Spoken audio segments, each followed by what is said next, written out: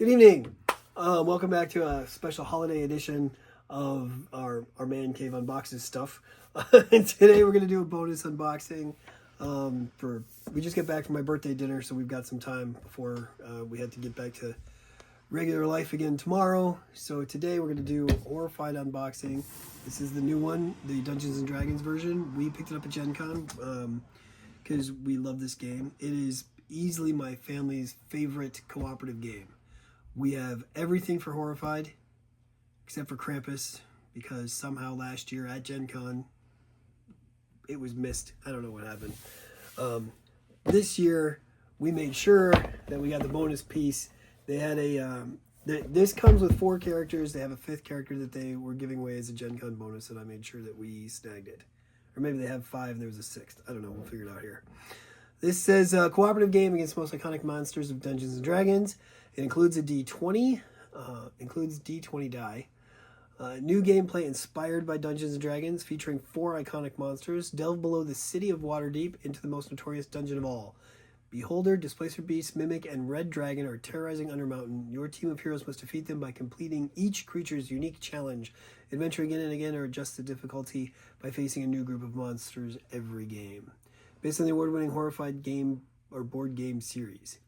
Includes a game board, 5 monster mats, so it's 5 hero standees, so there's a 6th one that was the bonus for buying it at Gen Con.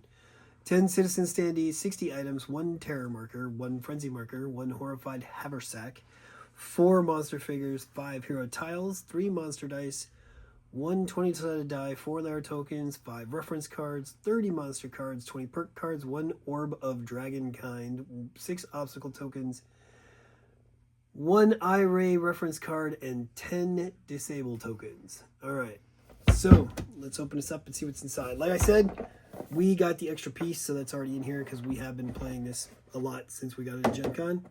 One of the first things I want to mention, check out this rule book. It's done in the style of the old D&D manuals. So it's really cool. It harkens back to a time that most people who are going to be playing Horrified probably won't remember. The nice thing about this rule book, again, the size of everything is nice and readable. I like that. And they used a good background color, so it's not screwing up anything. Gives you all the basics, everything you need to know. And the font is nice, which is good because when I get to a couple of the things on some of the things I'm not too keen about on this game, these right here, look at this. Here's the perfect monster readouts for everything that the 4 monsters have. I love this. You can read it. It's decipherable. It's perfect. Which is good because over here, first of all, look at this board. Isn't this gorgeous? Look at the colors on this board. The art. So, my favorite Horrified is still the original box. And in that one, it's got that thing where it says warning and it talks about stuff. So I like that. The first one is still my favorite. But this is already my second favorite way to play Horrified is with this version. So on this, we have a typical Dungeons and Dragons map.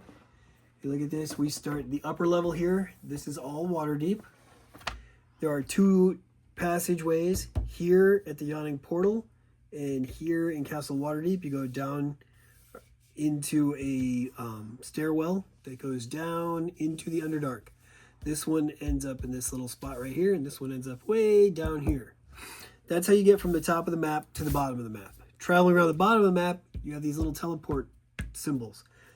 You land on here, you can go to any one of these other 3. It's the only way that you can get to some of these spots.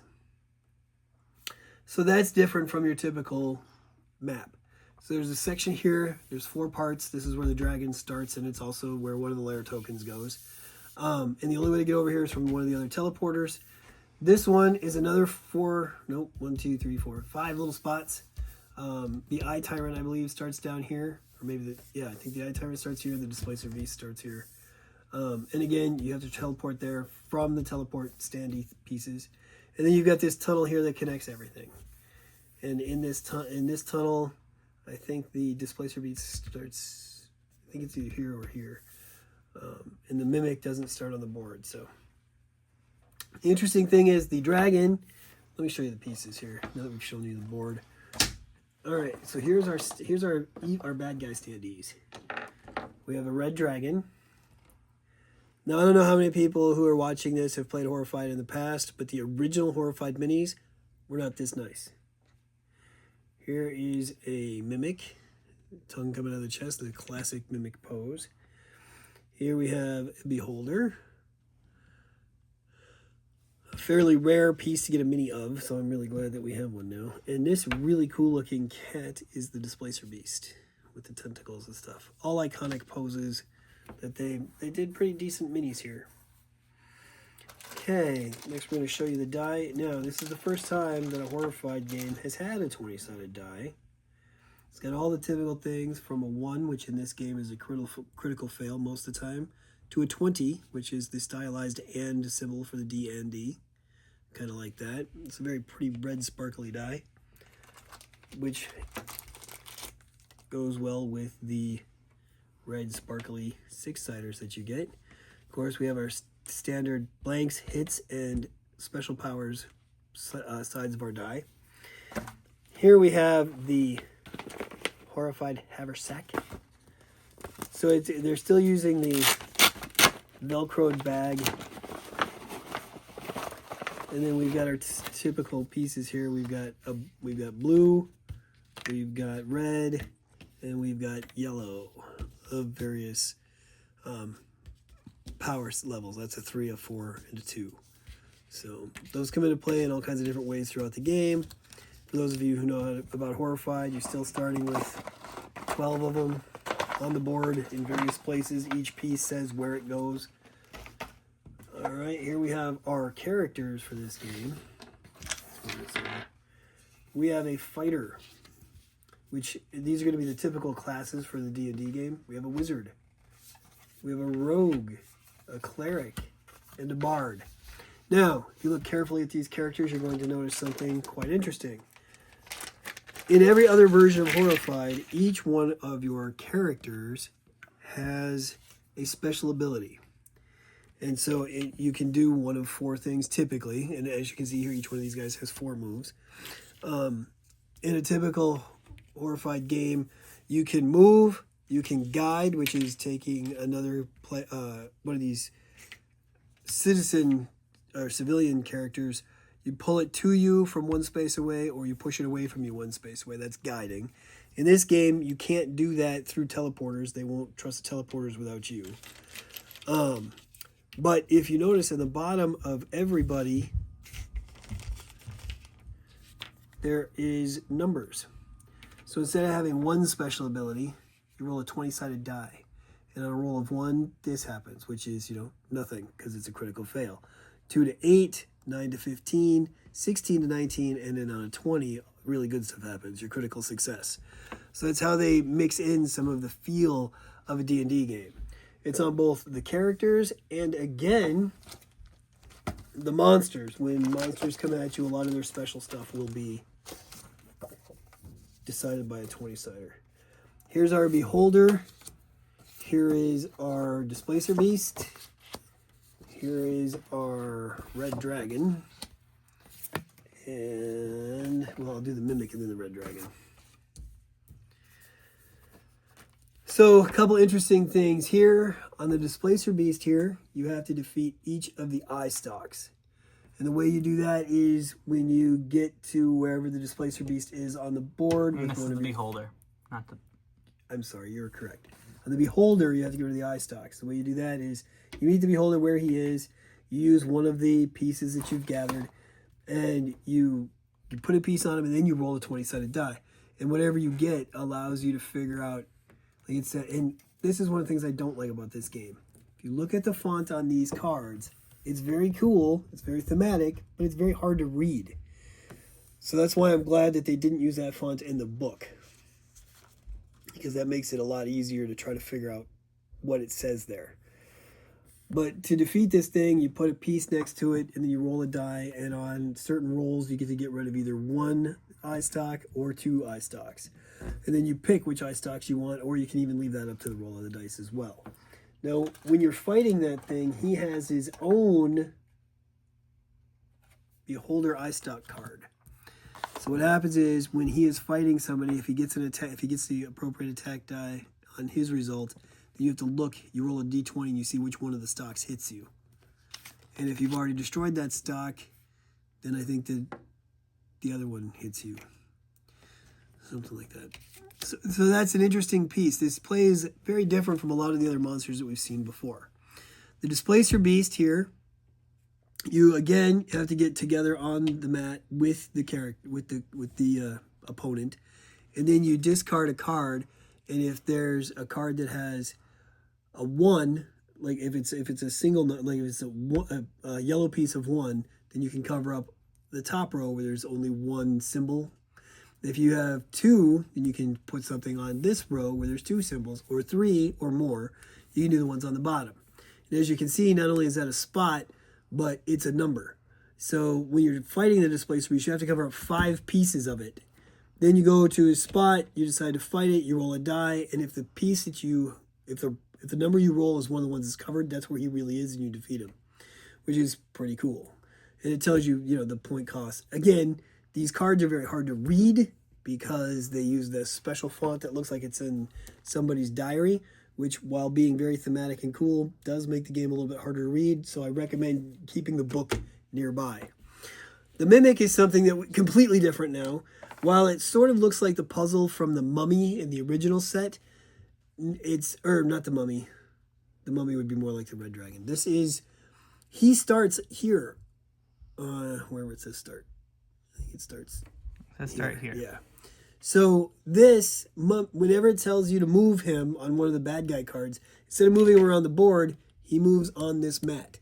And if he has teeth here, and he has teeth here, what happens is you roll a die, and whatever number that die is corresponds, I think, to a color. And then if you have that color, everybody has to discard the same one, or else he pops out and attacks the character that doesn't have it, as if he was the mimic of a piece of equipment that they had picked up.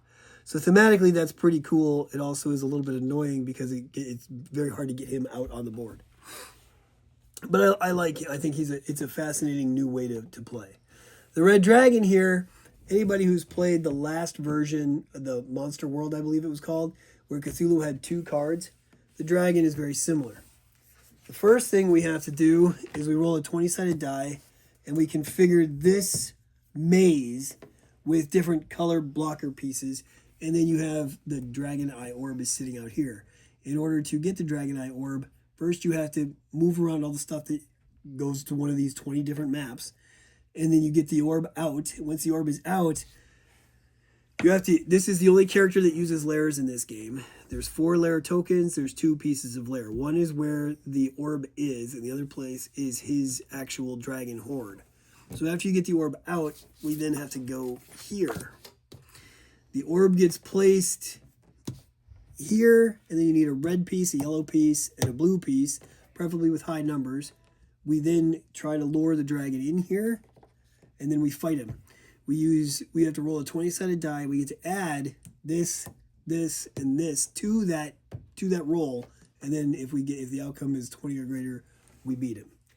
It's a very hard thing to do if you utilize that dragon because he's so complicated that putting other monsters on the board will make it harder to win. The only game of this that we've won so far, we did not use the dragon. When we used the dragon, and I believe there were 2, maybe 3 games with that. One was with 3 players, one with 5 players. We lost because we ran out of time. Interesting thing about time. In this game, in the Horrified games, if you die or you lose one of the civilian people to a monster, the terror track here goes up. In this game, there's a character, the extra character actually. This is the bonus character for Horrified. It's a 6th character. It came because we got it at Gen Con. It is a warlock. Almost all of his special abilities involve moving the terror track back down. Also, another very interesting thing here. Well, one of my things is really loose. This thing falls out all the time. But every time you defeat one of the monsters, the terror track goes down. That's never happened before. There has never been a way to make the terror track go down in any of the other games that I can recall. So that's a first where this terror track is actually going to be moving up and down. I kind of like that idea. Oh, a couple of other changes I want to make note of. This game comes, of course, with cards. There's the different tokens. We have the little X's. We have all the treasure tokens for that thing. And we have the 4-layer tokens. Not a lot of tokens in this one. But we have the bad guy cards are the same as before. They're the same size, but they have this beautiful art. Look at the art. That is just gorgeous. And each one of these cards looks like a painting out of a D&D type book. I don't know if this is the art style in any of the current books because I'm not buying current books, but it very much fits. It's beautifully done. It seems to fit the art style. So I don't know if this is new art or if it's reused art from D&D, but it works really well with this game. Then we have our perk cards. Our perk cards are also gorgeous. You have a 20-sided die looking type symbol with the D&D and. But however, these are a different shape than every perk card ever before. It used to be that the perk cards and the monster cards were the same size, so bagging or sleeving our cards was a lot easier. And these little ones, these are almost like bookmarks. I know that this is like the trend and the style that things are going toward, but I do not like it in this case. I think I'm too used to the other ones. But the art on these does fit. You know, you have the name up here, you've got a beautiful artwork, and then you've got what it does. So I understand why they wanted to do this. Thematically, it works. I miss having the cards be the typical standard size so that we could use typical standard sleeves and have our game all match. So that's why right now, these are not sleeved because I don't know what sleeves to use for this. Overall, though, I think the game is very well done. The art style is very cool. Even on the sides of the box here, it keeps looking like that mimic, which is pretty thematic for D&D. I love what they've done. I very much enjoy the extra character. I just wish that when they had done the extra character, they had included a little standee piece. Everybody else gets to walk around the board, and he does not. You don't want to keep taking these things off because they get loose. One of mine came loose a little bit already, and it keeps falling off. And that's annoying. But overall, the value that we see here is definitely worth the discounted price. They've lowered the price of the last couple of Horrified games. I think that's because there's less monsters than there were originally and less heroes than there were originally.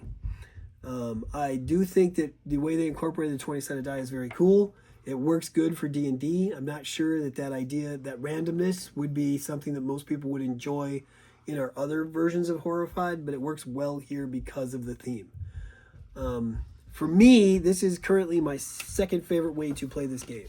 I still like the original the best, but this is of all of the sequels they've done. Well, the standalone add-on. I don't know what they call them, but standalone equals. This is my second favorite way to play the game, hands down. It is a lot of fun. I've enjoyed every time we played this game, even when we've lost. It's fun. It's new enough that it feels different, yet it's still the same game that we know and love, and it's familiar. So I like that they were able to make that happen. They brought a very interesting theme that a lot of people enjoy into the world of Horrified. I think it works well. The other thing that's nice for both the Greek monsters and the World of Monsters, the color symbols, the symbols might be different on who goes and where the cards fit, but you could make some of those monsters into this. For instance, I think that the Gorgon, Medusa from Greek Monsters would fit really well in this version of the game. One of the perks is the red dragon is not allowed up in the top. They remind you by putting these little anti-dragon symbols here next to the two hallways that bring you from the lower to the upper. No dragon. And my son was like, oh, that's interesting.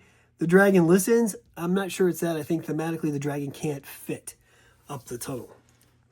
So it's just a nice reminder. If you get to the point where you're just fighting the red dragon, you can come up to get a breather, heal, get ready to go back down to fight him because it's quite the battle. Problem is you can run out of time quite easily. So overall, like I said, this is a really fun way to play this game. I think that concludes our unboxing. I hope you enjoyed our extra content this week. We'll get back on our regular schedule starting tomorrow. So until that time, from Men in the Cave, may all your rolls be crits.